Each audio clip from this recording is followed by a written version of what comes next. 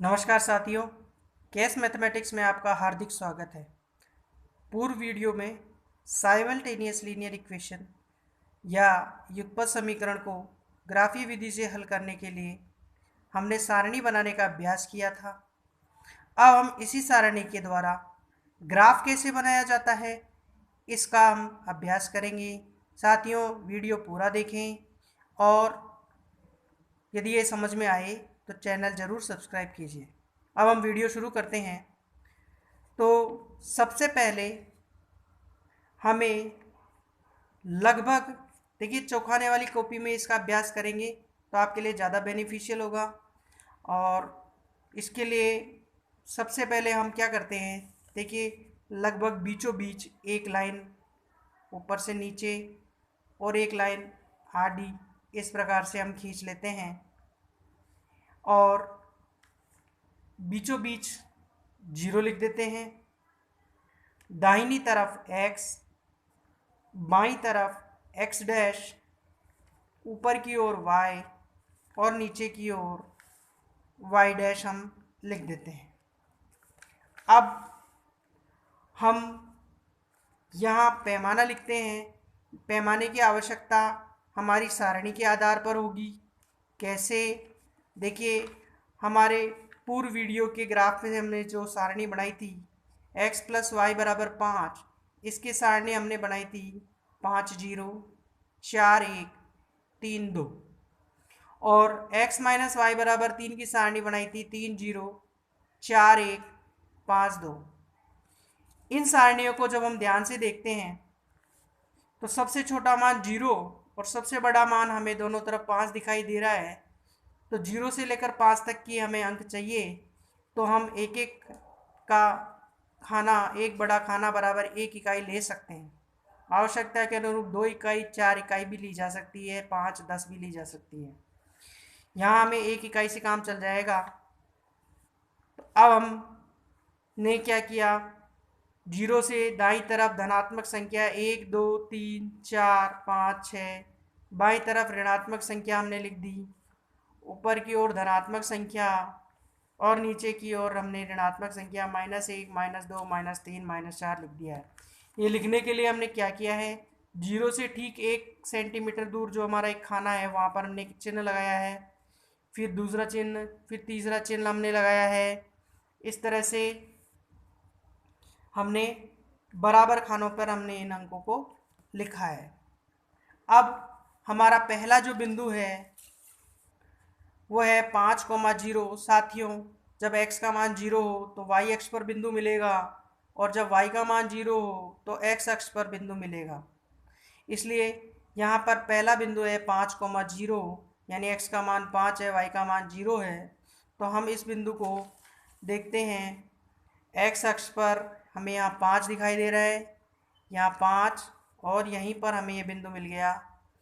दूसरा जो बिंदु है हमारा 4,1 है, तो x का मान हमने देखा 4 और y का मान 1। साथियों, यहाँ से 4 से खड़ी लाइन और y अक्ष से आडी लाइन जब हम खींचते हैं, जहाँ वो मिलते हैं वो बिंदु 4,1 है। अब तीसरा जो बिंदु है वो बिंदु है 3,2, और x का मान 3 और y का मान 2 लिया, तो x से खड़ी लाइन और y अक्ष से आडी लाइन जब हम खींचते हैं तो ये दोनों यहाँ मिलते हैं। ये बिंदु हमने 3,2 निर्धारित किया। तीनों बिंदुओं को जब हमने मिलाया, स्केल की सहायता से हमने इनको मिला दिया है। अब इसके ऊपर हमने इसका समीकरण लिख दिया, x + y = 5। अब यही प्रक्रिया दूसरी सारणी के लिए हमने एक दोहराई है। यहाँ पर 3 0 है, 4 1 5 2, तो x का मान 3, y का मान 0 यहीं पे मिलेगा। दूसरा है बिंदु 4 1, वही x का मान 4, y का मान 1 यहाँ मिलेगा। और तीसरा है 5,2, तो x का मान 5 है, y का मान 2 है, जो हमें यहाँ मिलेगा। साथियों, ये सारणी सबसे पहले आप उतार लेना ताकि ग्राफ बनाने में सुविधा रहे। अब तीनों बिंदुओं में दोनों रेखाएं हमने खींच दी। दूसरी रेखा पर हमने समीकरण लिख दिया x माइनस वाई बराबर 3। अब दोनों रेखाएं एक दूसरे को जिस बिंदु पर मिल रही है उस बिंदु से हमने x अक्ष की ओर लंबवत रेखा और y अक्ष की ओर लंबवत रेखा जब हमने खींची तो x अक्ष पर 4, y अक्ष पर 1 पर मिल रही है। इसलिए यही उत्तर है x बराबर 4 और y बराबर 1, 4,1, या x बराबर 4, y बराबर 1। साथियों, उम्मीद है ये उदाहरण आपको समझ में आया होगा। अब हम एक और उदाहरण लेते हैं जिसमें हमने सारणी बनाई है 4 0। पिछली बार जो हमने समीकरण लिए थे 3x प्लस 2y बराबर 12, 5x माइनस 2y बराबर 4, इन दोनों समीकरणों से हमने सारणी बनाई थी 4 0 2 3 0 6।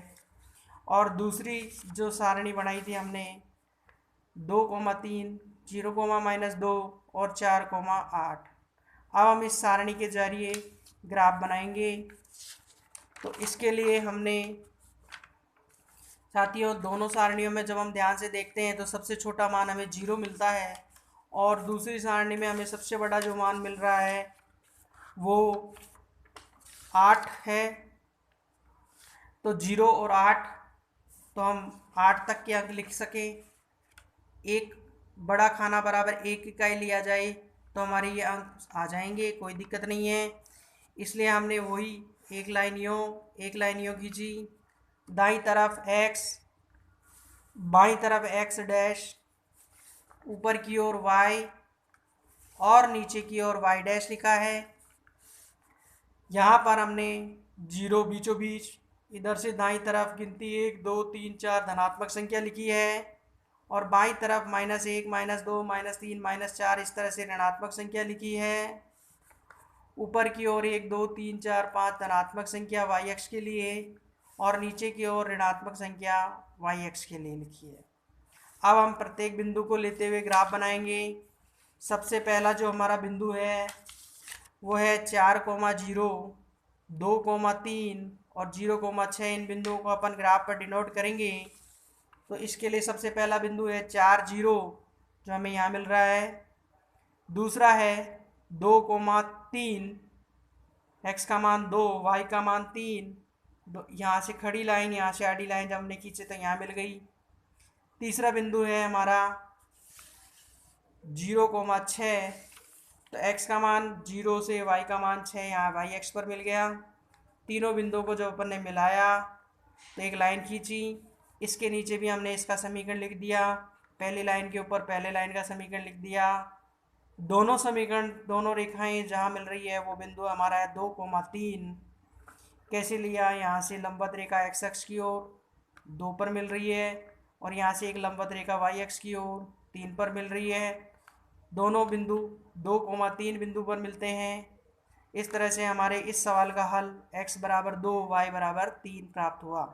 साथियों, ये निर्देशांक x, y को व्यक्त करते हैं, जिसमें x को भुज और y को कोटि कहा जाता है। धन्यवाद।